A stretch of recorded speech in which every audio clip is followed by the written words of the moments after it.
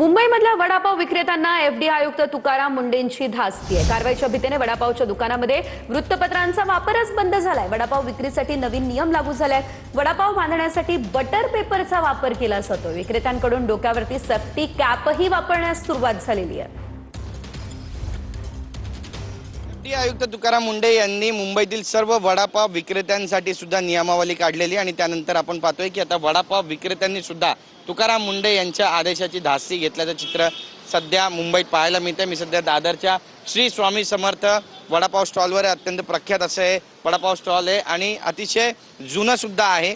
बरेचसे जे नेते मंडळी ते सुद्धा या ठिकाणी आलेले आहेत आणि माजी मुख्यमंत्री मनोहर जोशी असू द्या किंवा मग राज ठाकरे असू द्या किंवा इतर जे राजकीय नेते आहेत ते सुद्धा याच वडापाव स्टॉलवरून वडापाव घेत असतात।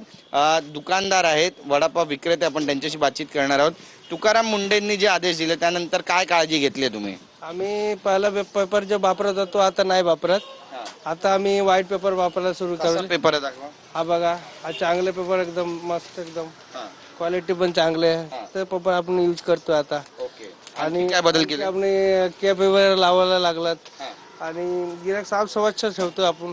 आणि तेल कुठलं वापरता? स्वच्छता किती? स्वच्छ तेल वापरतात आम्ही, आमचे चांगले क्वालिटीचे तेल येतात। वडापाव विक्रेते आहेत मुंबईचे, त्यांनी सुद्धा आता काळजी घेण्यास सुरुवात केलेली आहे। एक चांगलं पाऊल आहे असं सुद्धा या निर्णयाकडे पाहिलं जात आहे, बोललं जात आहे आणि संपूर्ण मुंबईमध्ये या आदेशाचं पालन आता होणार आहे का हे देखील पाहणं महत्त्वाचं ठरेल। कॅमेरा पर्सन योगेश गुरवसह गिरीश गायकवाड, TV9 मराठी।